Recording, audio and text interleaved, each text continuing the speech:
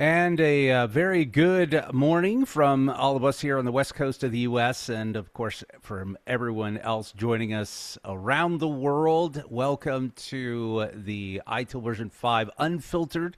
I am Chris Ward. I am your host and moderator from PassionIT Group, and just excited to be with you today. And I am joined by some of, as I would like to say, my good friends and smart people, because the only reason I am somewhat just a little bit smart is because I hang out with people like this. And that, of course, is going to be Vicky Hunter, Adam Griffith, and David Cannon from PeopleCert. And, gang, it is so good to be with you. Vicky, thank you so much for I know you're so busy right now. Thanks for coming and joining us on this webinar. As always, Chris, it's our pleasure to join you, and there is nothing we like more than talking about ITIL. That's good, because that's what we're going to be talking about, right? Pick a different topic. That'd be kind of interesting. Adam Griffith is also joining us. Adam, who's one of the architects of the framework and a lot of the things that are going on. Adam, thanks for joining us. My pleasure. Thanks, Chris, very much for having us. And last but certainly not least, because he insisted that he be last, is, of course, David Cannon, who is the business development, all things. Your title, though, since I've known you, your title has changed, like, I think 3 times. What is your official title now, Dave? I am still head of Americas, senior director of ITIL. But it's, senior director. Okay, I see how that goes. yeah, it sounds really good. I'm still the same guy, though. Okay, you are, and it's so good to have you with us.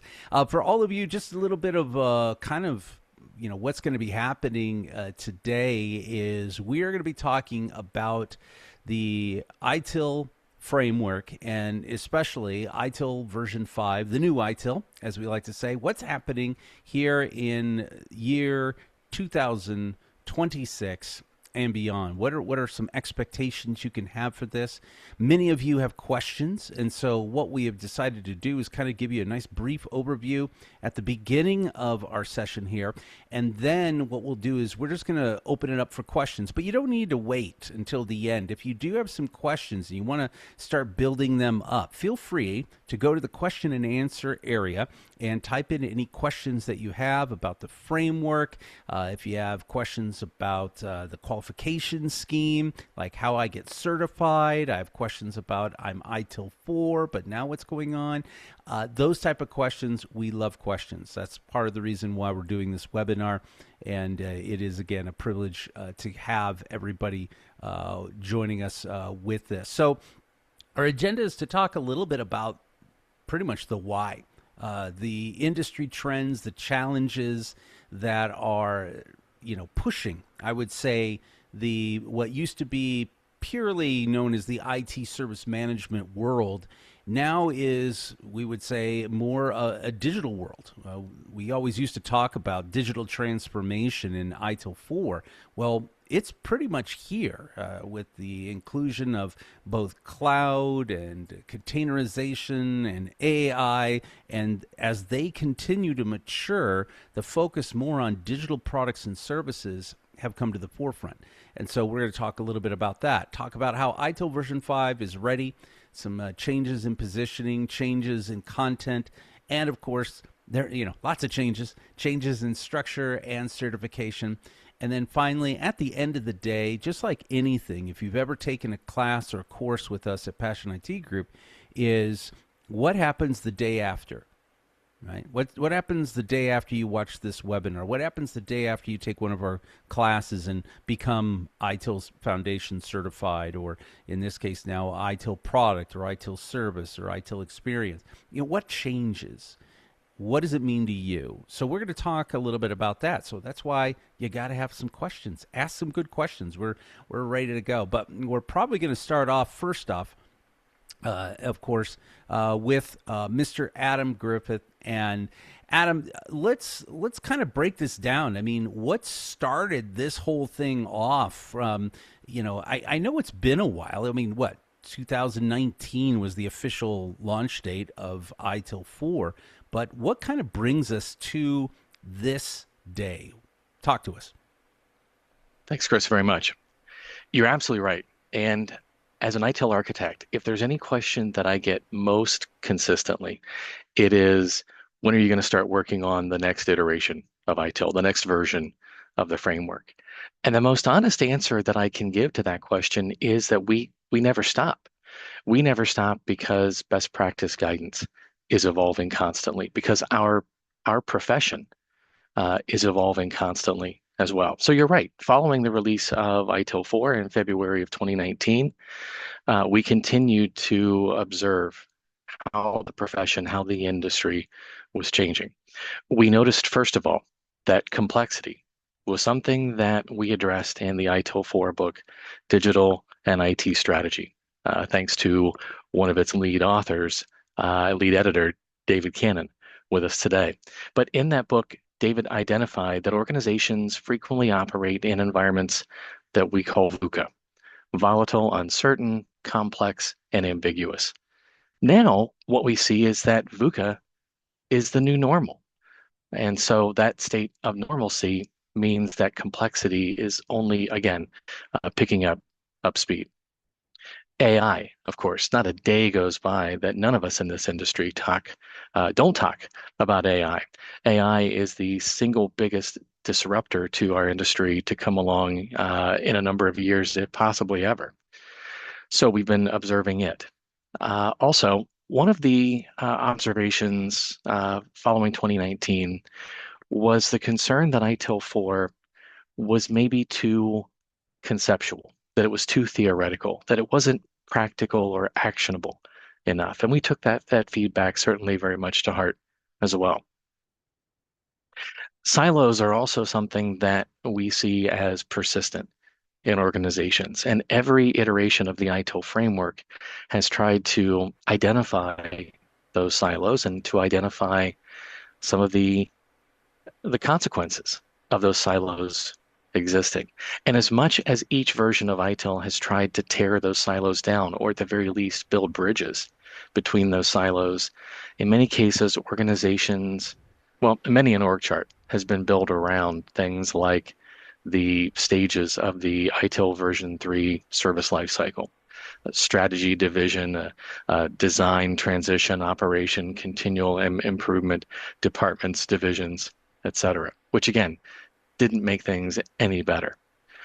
Now, the biggest observation that we had noticed following ITIL 4 was that the somehow idea that product management and service management were separate domains that didn't need to intersect, didn't need to communicate, didn't need to collaborate.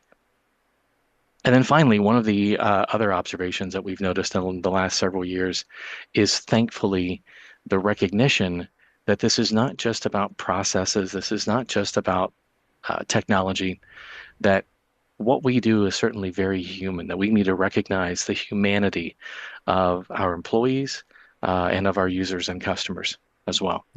Yeah, I think one of the big things that I really appreciate about now that I've had a chance to dig in, Adam, is just that human-centeredness of what it is that has been developed. And I know that all of you have put a lot of work into that. And so obviously you have, as you say here, you've been listening, haven't you? We've been listening, and it's been important. It's been amongst our key drivers as to what that next version of ITIL should look like. The next version of ITIL we identified needs to be able to deal with complexity natively, that not every organization is in a stable state. In fact, probably very few of them really and truly are. And so how do you implement best practice in a state or in an organization that is in some sort of, let's say, chaotic state, or some sort of a complicated or complex state, not just those that are in that very sort of predictable, ordered state. So we want to make sure that the framework is able to adapt based upon the level of complexity or that level of, say, uncertainty that we talked about. It's also been important to us that the next version of ITIL has AI baked in, that we recognize that technology is going to continue to disrupt the industry in both positive ways and some negative ways as well. And so we wanted to ensure that that AI did not somehow render ITIL to be obsolete, that ITIL was very AI ready and continues to be updated as a result. More on that we'll certainly talk about. Yeah. We've also on version 5 really wanted to make that leap away from pure concept and theory to really focus on practicality. And while I've been with Axelos now PeopleCert for about 5 years, my focus during that time has been exactly that, because the focus of ITIL has been on making it more practical, making it more actionable. So that way candidates that leave Passion IT, ITIL classes leave empowered to not just know why something's important, to know what to do and how to do it. We also want to, again, continue to break down those silos. So the next version of ITIL, we wanted to ensure identified those domains of product management and service management, but identified them as being aligned, as being integrated, as really being unified. And so unification of those two domains was something that was really, really important to us for version 5. And then finally, ensuring that we recognize that organizations are embracing the idea of experience, possibly through things like XLAs, or some organizations defining even experience management offices, people whose sole professional focus is on experience. And so we wanted to ensure that ITIL version 5 also embraced best practice around human experience as well. Yeah. It's interesting. Speaking of the human experience, for those of you just joining us, by the way, don't forget, if you have questions, go to the question and answer area. Chat has been disabled, so you're not able to chat back and forth. But if you do have a question for Adam or Vicky, David, or myself, please go ahead and fill out that. But speaking of that, kind of like you talk about practical guidance, when, I don't know if you remember, Adam, when we first met, it was a few years back in Washington, D.C. at one of the ITIL, presentations. And you and I sat across the table from each other, and you made a comment that really resonated with me. And that is, as you worked on ITIL 4, you were always looking forward to what was coming next. And so with ITIL version 5, do we get those things that you've been talking about? Because this has been quite the journey, hasn't it? From back in the late 80s, right, when that very first book, back when it was a library, was published, to today. Wouldn't you agree? Absolutely. And with every iteration of the framework, the scope, the breadth of the framework expands because the industry has expanded, because our profession, and I think the importance of now product and service management to organizations is also expanding as well. And so, yeah, you're absolutely correct that with version 1, ITIL version 1 was all about trying to turn chaos into order by defining a number of processes. Version 2 expanded that horizon to say that those processes really need to work together, to be integrated. In version 3, we expanded that scope further to considering how those processes are organized around a number of stages of a life cycle, which gave us a very, I think, thoughtful and logical approach. Not everything was quite always that logical or linear.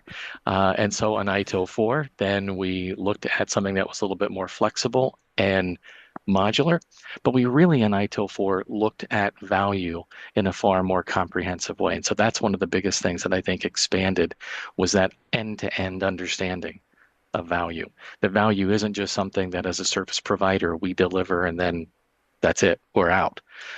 We enter into relationships with our customers and our users, with our consumers, and that we co-create value with them. So a far more expansive understanding of value. Continuing down that thread of expanding that scope, ITIL version 5, now again, as I mentioned earlier, looks to unify product management and service management for not just the digital era, but the AI-enabled era as well. So One of the questions that I was going to ask, but I was so glad to see this slide in here, is the guiding principles. This is obviously one of my favorite topics. Anyone who's watched any of my ITIL in 60 seconds videos know I did a whole series on the guiding principles. These are near and dear to my heart, and it seems to be the heart and soul, as you say right here, of ITIL as well, right? So much so that they are unchanged in ITIL version 5 as they were in ITIL 4. So the 7 guiding principles from ITIL 4, you know them, you love them, because they are still a really, really big part of ITIL version 5. And I'm with you 100%. I find that these 7 guiding principles are really beneficial in every circumstance, not just professional. I use these personally as well when I Oh yeah. need to ensure that I've got a decision that needs to be made and I want to make sure that I make the best choice possible. I consider all 7 of those guiding principles, and they have yet to let me down. That's cool. And, and the neat thing is, for those of you who, some of you out there who are watching right now who have taken the ITIL version 5 foundation or the bridge class, either with myself or somewhere else, you know that, hey, you still need to know these guiding principles. They are important. But this is now where we start getting into some of the new things, the things that when I first saw this, I got to be honest, I was literally like fist pump. Yes, this is what we were waiting for, I think, to really help take what was typically thought of. You hear it all the time. ITIL 3 was more practical. ITIL 4 was more, mind, intelligent, like ethereal, and then how to mix these two. I think you guys really hit it out of the park with this. I am really, really glad to hear that, because what we're looking at here, the product and service lifecycle, really is the anchoring concept for ITIL version 5. I mentioned that question earlier, when's the next version of ITIL coming out? And my answer there is, we never stop iterating. But the other side of that answer also is that there will be a point at which some of those iterations, some of those conversations, those bits of research, as you saw on that previous slide, will get to a point where enough of those ideas, enough of that ideation will begin to coalesce into a new version. And this was at the center of a lot of that coalescence of a lot of the ideas. The product and service lifecycle really started with the recognition that the service value chain in ITIL 4 wasn't exactly the operating model that we had hoped that it would be. And so we started by identifying, again, based on that feedback, based upon listening, as you mentioned earlier, recognizing that some of those concatenated activities, deliver and support, design and transition, our attempt to create a simple model, maybe it was a little bit too simple because we were combining things that were not exactly apples to apples here. And so one of the Right. first things we did as we experimented was we broke those apart. So we decoupled design and transition. We decoupled deliver and support. We decoupled acquire and build. And we started to organize them in a square. And there was a moment of epiphany where that square got rotated by 45 degrees and became the diamond model that we see here. But the product and service lifecycle, Chris, you mentioned both the flexibility of ITIL 4's value chain, but also the comfortable lifecycle from version 3. That idea of comfort versus complexity is something that we wanted to embrace in ITIL version 5. The ability to create a lifecycle that made sense. And so at a certain level, if you look at the stages in the life cycle here of discover, design, acquire, build, transition, operate, deliver, support, you compare that to your products and services, and yeah, you can agree that, yeah, my products and services do go through that particular life cycle. Maybe not exactly in a nice, neat, linear fashion. There are going to be times when the output from one of these stages is not going to necessarily serve into the next. It's going to be a feedback to a previous step as well. But at a certain level, this is sort of the nature of things.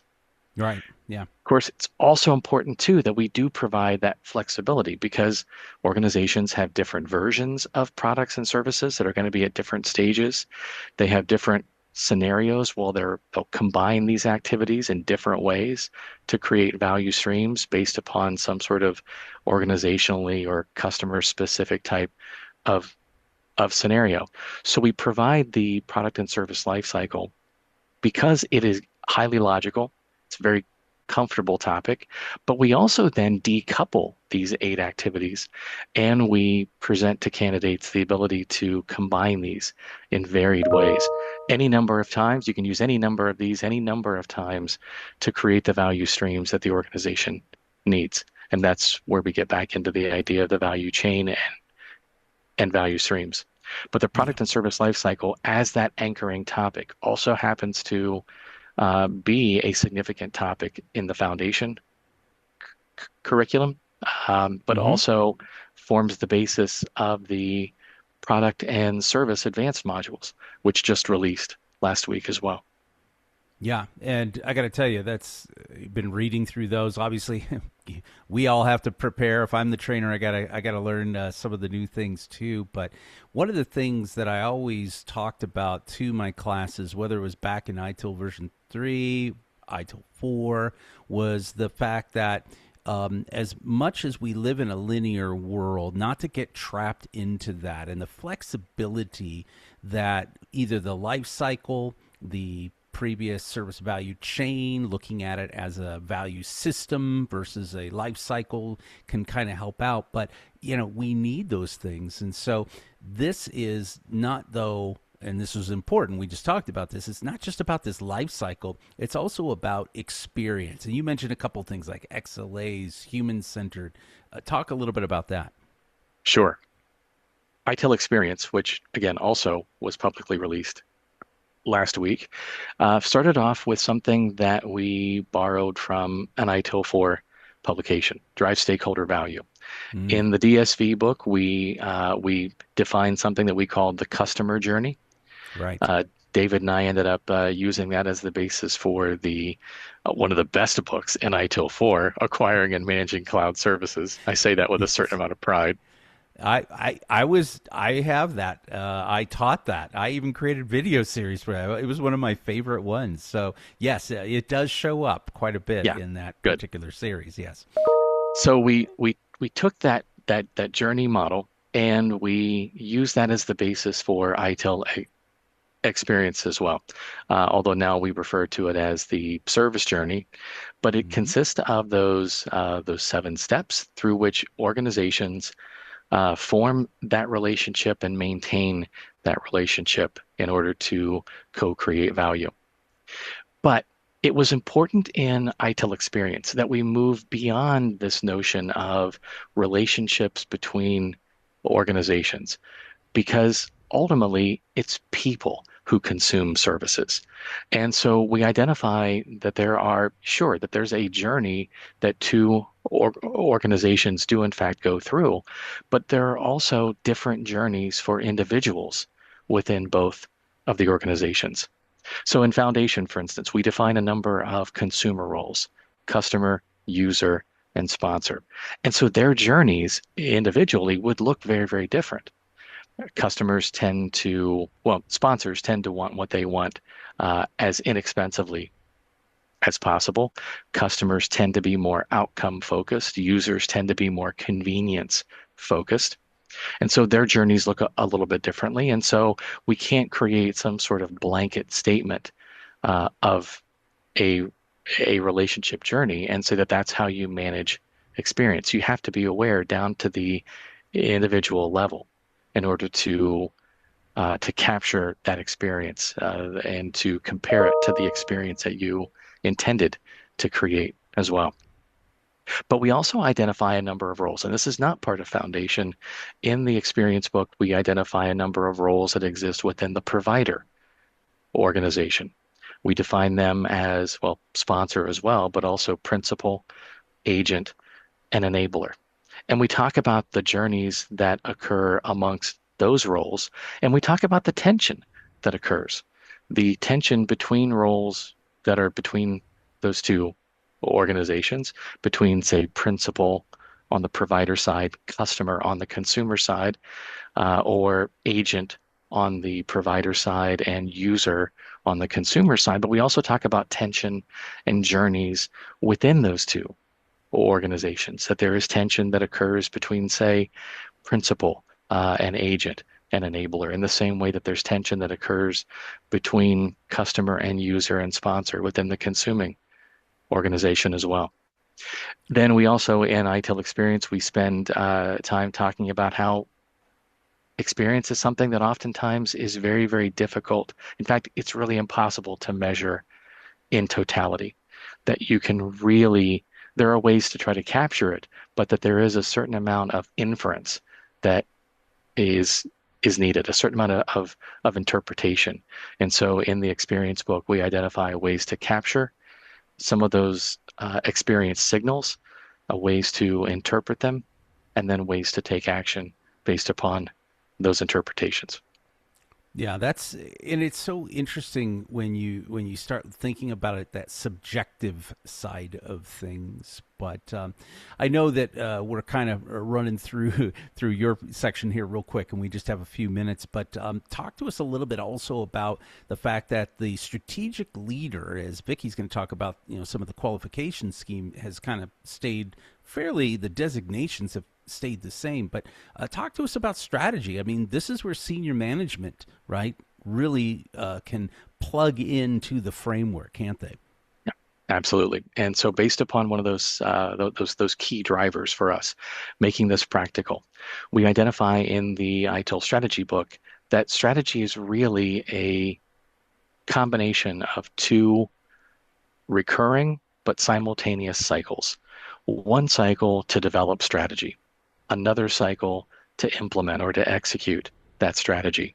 And so we organize the book around those cycles, because again, we want to ensure that regardless of whether or not the reader or the student of ITIL strategy is someone who is already at that senior strategic level of the organization, takes again actionable content that they can utilize back to work with them. But we also wanted to ensure that this was written in a way that it embraces those candidates that are headed towards that are aspiring to act in that strategic capacity for the organization as well. So we've really tried to accommodate both audiences there.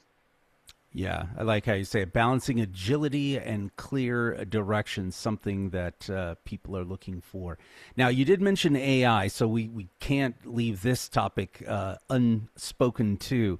When you say AI native, AI ready, a lot of organizations, a lot of senior managers and senior management owners, strategic leaders are struggling with this area. And we have something that is coming out here, the AI governance, right? Yeah, our journey with AI really started with a lot of the updates that we made to the practice guides, where we began to identify ways that AI can be used to facilitate automation within the practices. But AI governance really began with a white paper. A white paper that the audience, if they have not seen it, is available for free at itil.com. If you want to take a look at the genesis of this book, which is forthcoming, I would encourage you to take a look at that, because of the organizations that have implemented some sort of AI solution, less than 1/5 of them have implemented some form of AI governance as well. And so it's really been, we think, one of the most underserved topics with regard to AI. And so we are writing that white paper of about 20 pages or so, really inspired us. And based upon its popularity and the reception, we've now identified that it really needs to be a book unto itself, and a course to go along with that book. Yeah. And so, yes, you'll see this forthcoming. This is not yet available, but when it is, we want to make sure that it is open to the widest possible audience. And so unlike the other courses that we've talked about, those advanced modules, product, service, experience, strategy, and transformation, which we will talk about as well, this one will not carry the foundation prerequisite. Yes. That's which is great. I think it should be open to everybody. By the way, for those of you who probably notice on the screen there, you can scan that with your camera, and the QR code will take you to that white paper. Highly recommend it. Here at Passion IT Group, as a training organization and a consulting firm, we've been doing a lot with some fairly large groups on this very topic, and that's why I said, that is a question that is there. Now, one of the questions that usually comes up, though, is, Adam, what about the practices? What's going on with them? Are those all new, or where are we at with that? So at this point, all 34 practices have been refreshed as of about a year or so ago. And our plan, once ITIL version 5 is completely released, our next stop on our roadmap is to go back and revisit all 34 practice guides again, because terminology has changed. In many cases, some structure has changed, but AI has disrupted literally all 34 of those management practices. And so we do need to go back and revisit them. We do need to go back and also ensure that they are completely aligned with ITIL version 5, namely that product and service lifecycle that we looked at earlier. So that's coming as of right now. The practices are unchanged through version 5, but that's coming soon. Yes, definitely. And I got to tell you, I was glad to hear that. I was like, oh, another thing to do. All right. Last but certainly not least, something that has come up, and this is a course that's now required for all 3 designations, as we're going to see here. Talk to us about ITIL transformation. Earlier, we talked about that concern that ITIL 4 was too conceptual, too theoretical, not actionable enough. And so our response to that was to create an ebook. We called that ebook originally How to Implement. We published it on our membership platform, and it was a little bit of a clandestine proof of concept. We wanted to see what the reaction to that was. And based upon that reaction, we have updated it to become this transformation module within ITIL version 5. The idea behind the transformation module here is that the continual improvement model is terrific, but it does have its limitations. If you're looking to improve something within your management system, then the continual improvement model is an ideal approach. What happens, however, when you have a series of improvements, when you want to improve the management system itself, then the continual improvement model doesn't seem to quite be enough to tackle something of that scale. And so we created a transformation model. That transformation model is complexity native. It identifies that there are a number of activities that you'll undertake based upon the state that the organization or the state that the initiative happens to be in. If the organization is in a heavily chaotic state versus one that is more ordered, then your approach that you would take would be radically different in those two extremes. The transformation model accommodates that. And so you're right. This now is one of our direct responses to that question of, how do I do this? The transformation model, the transformation book is the answer, and that's why we have made it a requirement for the same designation. So practice manager, managing professional, and strategic leader. And not to tweak Adam too much, but notice how it says previously known as How to Implement. One of the biggest, I think, responses you probably got in that world was just the, wait a minute, I thought that ITIL is non-prescriptive and it's, yada, yada, yada. And how did you say that? But incredible book. And as we close, we just want to say thanks to Adam and look at all these cool new toys you have in the world of ITIL. Some really cool things here. We talked a little bit about it. You can see there on the left the service journey. You can see the value system, now called the ITIL value system, there at the top center. You've got the value chain. You've got the AI 6Cs over in the top right.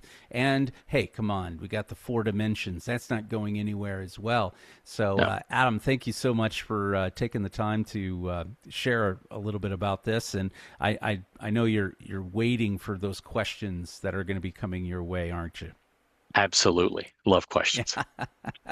All right, so now we go to what a lot of you, I've already seen a couple of questions come in asking about the designations. And so Vicki Hunter, who's the portfolio director for ITIL, has joined us and help us out. I know a lot of people were a little worried because they're like, I just finished my ITIL 4. Vicki, what am I supposed to do? Can you break down the new qualification scheme? Talk to us a little bit about it. More than happy to. And the great news is, if you're on your ITIL 4 journey, none of this is about starting again. But can I just say thank you, first of all, for showing all of the models on one page, because what that really shows is that ITIL 4, ITIL version 5 is very much an evolution. And it's brilliant to see those models that you've known and loved still there, some of them with some minor adjustments and refinements, and then those new models. So the AI capability model, and we'll see that introduced in Foundation and explored in some of the other modules, is going to be really key and really important for how we think about AI in our businesses. But now, on to what I'm here to talk about, which is our qualification scheme. So this is the ITIL version 5 qualification scheme, and what you will notice, in exactly the same way as I talked about the models, there are some things on here that will be familiar to you. So first of all, we have made the decision to keep all of the designations the same as they were in ITIL 4. So you can see right at the top that absolute pinnacle, the ITIL Master. You can see the Practice Manager, you can see the Managing Professional, and you can see the Strategic Leader. You can also see, and we'll start on the left, that we have carried over the Practice Manager bundled certifications from the ITIL 4 qualification scheme. We had really good feedback, as Adam talked about, when we released the updated practices and when we released and grouped the modules based on them. These for us are still really important. The ITIL practices remain a critical part of ITIL, both as enablers in the life cycle that we talk about in Foundation, but also, of course, as advanced modules here. So they stay, your monitor, support and fulfill, your plan, implement and control, and your collaborate, assure and improve. To achieve the Practice Manager designation in ITIL version 5, you simply need to have one of those, not all 3, just to be very clear. And you also need to take the Universal ITIL Transformation module. So any one of those 3 practice combined modules and your transformation give you your ITIL Practice Manager. Okay, so if you are an ITIL 4 practice manager, and we'll cover a couple of the transition routes as we go through, then simply taking transformation will upgrade your designation to version 5. And you'll see as we go throughout, we have tried to take as much as we possibly can a one module transition approach. For those of you who've invested your time, love, effort, energy into ITIL 4, it's been critical for us as we've made decisions about the qualification scheme. In the middle is really a lot of the new part, and the part that you're looking at, and Adam's given some great background on all of these modules. So we have our ITIL product, ITIL service, and ITIL experience modules, and you need to take all 3 of those plus transformation in order to achieve ITIL managing professionals. So the assumption is that you come in, you either do your ITIL Foundation version 5, or you can use your ITIL 4 Foundation as a prerequisite, and then you take product, service, experience, and transformation. And then you achieve your ITIL Managing Professional version 5. We do not prescribe an order in ITIL, and we never have. That's always been deliberate. Obviously, other than the expectation to start at Foundation, we know that there are some brilliant training providers, one of whom is hosting us today, of course, who will help you with that journey, who will help you say, this is what's happening in my business right now. How can ITIL help me? Where should I go? And they can, of course, give you recommendations on your journey based on that. So whilst we put things in a particular way in the qualification scheme, it's never intended to dictate your journey. Your journey is personal to your needs, your organization needs, all of those sorts of things. And people like Chris here can give you brilliant advice on that journey. Absolutely.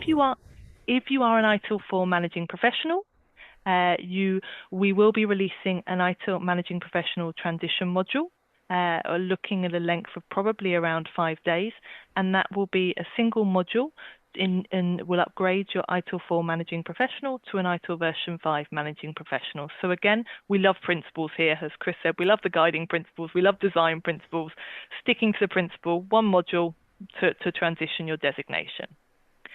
Finally, we've touched on strategy and strategic leader. To get your strategic leader, you need ITIL strategy and you need ITIL transformation. And that brings you to become an ITIL strategic leader version 5.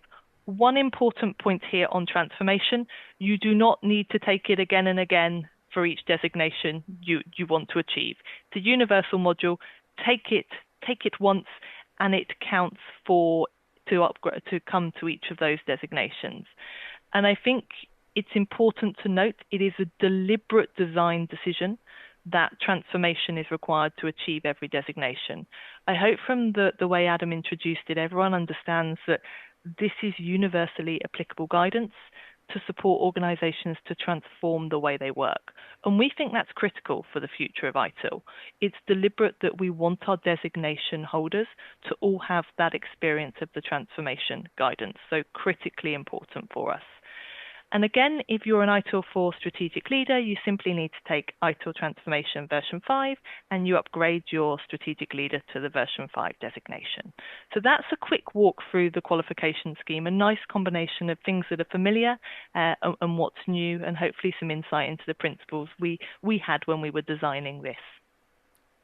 So I come Excellent. back to our next and where we always like to end, land, start, and all the rest of it. Chris's favourite. This is the only reason we're all here. Those Yes. guiding principles. So we genuinely believe, as Adam said, that those ITIL guiding principles are not just for work. They inform most of our conversations on a daily basis in the ITIL team. So for us, what we wanted to do was just share with you a little bit of insight as to where we think the guiding principles have taken us in terms of the direction of ITIL. So ITIL version 5 maintains a strong focus and value. Of course, it's got to be there. It provides the updated body of knowledge and is designed to address the realities of today's AI-enabled and increasingly complex and fast-changing environment. And Adam's touched on complexity throughout this presentation. It allows you to start where you are, and that's really important, from transitioning over if you're an existing designation holder, or if you have that ITIL 4 foundation and you can either sort of do that bridge and upgrade to the ITIL version 5 foundation, or you can pick an upper level. You can choose your journey, and for us, that's really important. It's not about us telling you where to start, it's about you starting where you are. The emphasis, of course, is on thinking and working holistically, bringing people together, processes, technology, and partners into a complete model for value co-creation. ITIL, of course, encourages us to progress iteratively with feedback, and I would say that we are very confident that new ITIL provides genuinely practical guidance for every stage and every iteration of the product and service lifecycle. With bringing together product and service, of course, we have that renewed focus on collaborate and promote visibility. Two teams who absolutely should have a common language, should be speaking to each other, and should be working together closely. Optimize and automate, so we have those updated recommendations for value stream management and use of technology. And finally, keep it simple and practical. We think the new qualification scheme is simple, practical, and easy to understand. But of course, we're here, and PassionIT are here to support you to make it practical in the work that you do. So that was it from me, a whistle-stop tour. But I hope that gives some insight into what's in it for you, and also how we've used principles to inform how we've worked on ITIL 5 and the ITIL 5 that we're proud to bring to the market. Thank you so much, Vicky. That is a whistle stop tour. That I on wanted to that. leave time for questions, Chris. It's Yes, and important. we We have have lots. some. Yes, we have loads, as we would say. We have some really good ones, and I've noticed quite a few of them are going to be about, as I'm looking at my upper question screen here, a lot of them about what classes I need to take and those type of things. So hopefully we can answer those. But let's start with the first question, and that is, can I still take the ITIL 4 advanced classes, Vicky? The answer is yes. We are not retiring for some time. We understand that some people and organisations will want to progress their journey within ITIL 4. So whilst the new modules are available and are brilliant, ITIL 4 is there, remains good and remains available. And obviously, Chris, some of that comes down to how long you keep it in your catalogue as well. So from our perspective, open for now, but over to you, Chris. Yeah, PassionIT Group, yes. We will continue to offer ITIL 4 courses. So if you want to finish off your managing professional and then only have to take the one transformation to get your 5, I mean, talk about, what a happy day, right? You don't get 4, one more test, and you're now 5. You can do that. Feel free to reach out and contact us for that. So great question that came in. Here's one for we're going to throw one at David. We haven't heard David. He has been busy though. I've seen his fingers chattering away as he types some answers to your questions. And here you go, David. During a massive ITIL transformation, the framework provides excellent guidance on process and value streams, but how do you objectively measure and course correct change fatigue when the organizational culture itself actively pretty much resists those new ways of working? What are some of your thoughts in ITIL terms, as we would say? Well, it's obviously a very particular situation that's being referred to here, and it's difficult to really comment on specifics, but we could talk about general. Change fatigue, if you're looking at global transformation is a very real issue. You're looking at balancing the need for the organization to change so that it can survive and grow versus resistance in the culture of the organization, which is trying to hold it back because people are used to the way things are working. And unfortunately, there's not an easy answer to this one because we really don't have an option. If we're not going to embrace the new and emerging digital technologies that are out there, we're not going to be successful, number one. Number two, we talk about change fatigue as it's introduced by a project group or a program management group. But we're also seeing the demand for change being driven from a grassroots level. We're not seeing many people saying, oh, please, I don't want to use any AI in any of the work that I do. Many organizations are embracing it, very often doing it without any oversight or governance. So we have this really strange situation right now where we are living in a time of change, and yet we have different levels of people wanting to embrace change and yet people being fatigued by change. And trying to work your way through that balance is particularly difficult. I think the key is to really focus on the specifics. Think big, act small. And that really is the key to me. Yeah. You have to make these changes. There is no way around this. But if you're constantly talking about change at a global level, and that's the only message you're giving, it is going to wear people out very quickly. Yeah. The important thing is to make the change, embed the change in that culture, and move people with the changes at the pace that they can bear. Unfortunately, at some point, you're going to reach a stage where some of those people are not going to be able to come along on that journey. Yeah, and that's the hard thing, isn't it? Isn't it, David? We have that.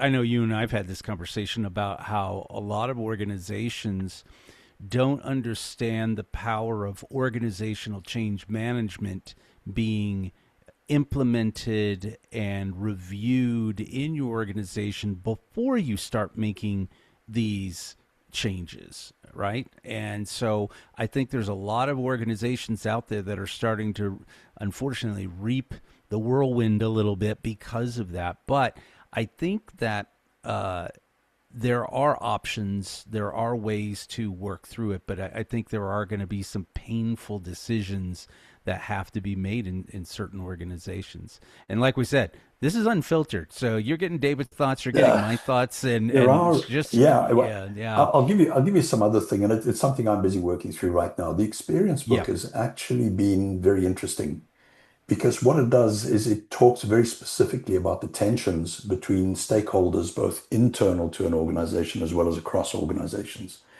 and the need to be able to take experience into account as you're moving through changes. And there are some very interesting um, parts to that book. Things that I have to be honest, I'm still working through. Um, these are new and emerging along with the Hmm. technologies that we're applying. Yeah, So, and let me definitely. just say, I don't think change fatigue is going to go away anytime soon. It's a matter of how we manage it and how we map that to the experience of the individuals who are likely to feel that fatigue. And I think that book is actually articulates this very well. Great. That is great. Thank you, David, for that answer. Thank you, by the way, for those of you who have been asking questions. Next question up is for Mr. Adam. He says, there's a person, he or she says, in the opening it was mentioned that silos have long been kind of an issue, but yet then we have the product book and then we have the service book. It sounds like we're almost getting a little silo-esque here. Adam, what are your thoughts on that? This is a fabulous question, and I'm so glad that it was asked. You're 100% correct that we use the same anchoring concept, the product and service lifecycle, in both the product book and the service book. The reason that we do that is to establish a shared set of vocabulary terms to create shared understanding between product management and service management. But in that question, the person that raised it asked, is this about making products focused on external providers and services focused on internal providers? Is this both organizations that are both product and service? And the answer really is yes to all of the above. The reason that the one concept is used in both books is to give both of those groups, both of those camps, end-to-end understanding. That it doesn't matter. I mean, there are certainly providers out there that are what I call full spectrum providers. They create the products and then they use those products to create services. But there are also organizations that provide services based upon products that are developed by third parties, that we simply pull things off the shelf and we configure those, we package those, and then our services are provided based upon that. So regardless of which scenario happens to be true in the organization, what needs to be true is that end-to-end understanding. It's important that for service management, we see that products are enabling. No products, no services. And I say that kind of tongue in cheek here as NO, but also KNOW. If you don't have products, you don't have services. If you know about products, then you know more about the services that are being provided, that are being enabled by those products. And the same sort of holistic understanding is important, not just to quote unquote service managers, but also to product managers to understand how their products take the form of services. And I think that's going to give product managers a much better understanding as to what kind of products they need to create based upon what kind of experiences those services are meant to create as well. So it really is about creating a much broader sense of holisticity between product management and service management. It's a great question. Excellent. Thank you very much Yeah, again. yeah, that was a fantastic question, by the way. We got some great questions coming in. Vicky, this next question is for you. You mentioned that all I have to do is to get my MP version 5. Sorry, I should probably put my glasses on. It's very small on my big screen here. The ITIL version 5 transformation or transition, and I get my managing professional in version 5. What if I am an ITIL master in version 4 or in 4? How do I get, I think I'm saying this right, how do I get my master, ITIL 4 master updated? There we go. I'll let you question. decipher that.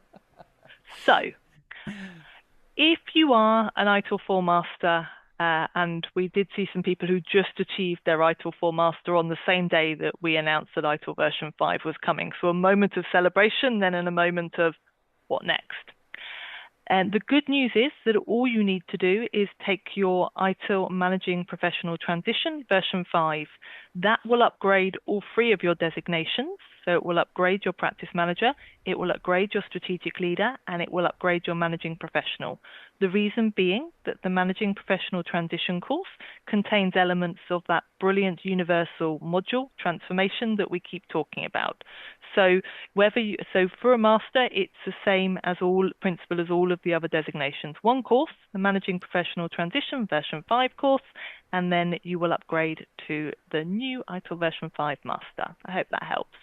It definitely doesn't. Being an ITIL 4 master myself, that was one of my first questions when of course, not to reveal too much of the behind the scenes stuff, but when people reached out, in fact, Miss Vicky Hunter, about, hey, Chris, would you like to help us put together the new version? And I said, of course, that'd be fun. And so I got to be in on some interviews and talked about that. I think that was my first question to you. I think was like, okay, how am I going to do this? And so it was really good. I do have a second question, though, that had just come in, and that is, I heard a rumor that the advanced courses are open book tests. Is this true, Miss Vicky? It is 100% true. And it is, again, a deliberate decision. I always joke that life is an open book, or actually life is an open LLM these days, but I maybe need to adjust my comparison. But yes, deliberate again. For us, we already have some really positive feedback, less popular in the US for our Prince 2 project management certifications at practitioner level. Open book means that we're not testing your memorization of knowledge, we're testing your understanding of the guidance that's there, and it's also allowed us to develop some more scenario-based assessment, which maybe says a lot about me when I describe it as lots of fun. Adam, you've spent a lot of time on these exams, all of them, yourself. So would you agree with that? I would absolutely agree. And I think that the open book exam allows us to test candidates at higher levels of application and analysis. And I think that what that will result in is an exam serving as validation, not just that a candidate knows something, but that a candidate can actually do something, that they can make use of those concepts. And I think that is an important qualifier for open book exams. Yeah, this is a little insider baseball, but this is truly a Bloom's level 3, 4 type of environment where you have to know these things, but sometimes it's like, oh, I've sat in an exam and go, what's that term again? And it's so much easier to be able to use a book just to go, right, now I recognize what that term is, and now I can answer a question. We have about 60 seconds left, and so I have one last question for David Cannon, Adam, and Vicky. ITIL 6. Are we talking about that yet? Certainly not Okay, not talking about it. No. If the question is, will there ever be an ITIL version 6, then I would emphatically say yes. When is really anyone's guess at this point. What we can rest assured is that even following the release of ITIL version 5, the industry, the world at large will continue to change, and best practice to stay relevant will need to change with it. And Yes. so there will come a time at which we will begin to make some of those observations again, and those observations will feed into the next iteration of the framework. When that will be seems to largely depend upon what happens. Well, I noticed almost the fainting that Vicky was having, and David just shaking his head. So, yeah, let's get through ITIL version 5. And here at Passion IT Group, we are here for you. If you're looking for training, you need some help, consulting, maturity assessments. That's what we provide. And of course, all of your questions. I know there was a whole bunch of other questions that came in. We're going to take those questions and either I'll answer them. We'll send them off to Adam, Vicky, and David, depending on which topic it is, and we will send that out to all of you. But you need to fill out what you see right here. Take your camera or grab a screenshot of this for a feedback survey, and that way everybody who does that, we will send you a copy of those questions and answers as soon as we get those done. But David, Vicky, Adam, thank you so much for joining me in this presentation. It was great to see you as always. It's always fun getting together with you all and getting to do that. But you up for doing another one maybe here in the future? Thank you very much for Anytime. having us, Chris. Yes, thanks, Chris. Excellent. And for all of you out there, thank you so much. We will look forward to seeing you in another webinar soon here from Passion IT Group. And thank you, special thanks, of course, to PeopleCert for helping out with this and providing such excellent subject matter experts for this. Enjoy the rest of your day. On behalf of all of us, we'll see you soon.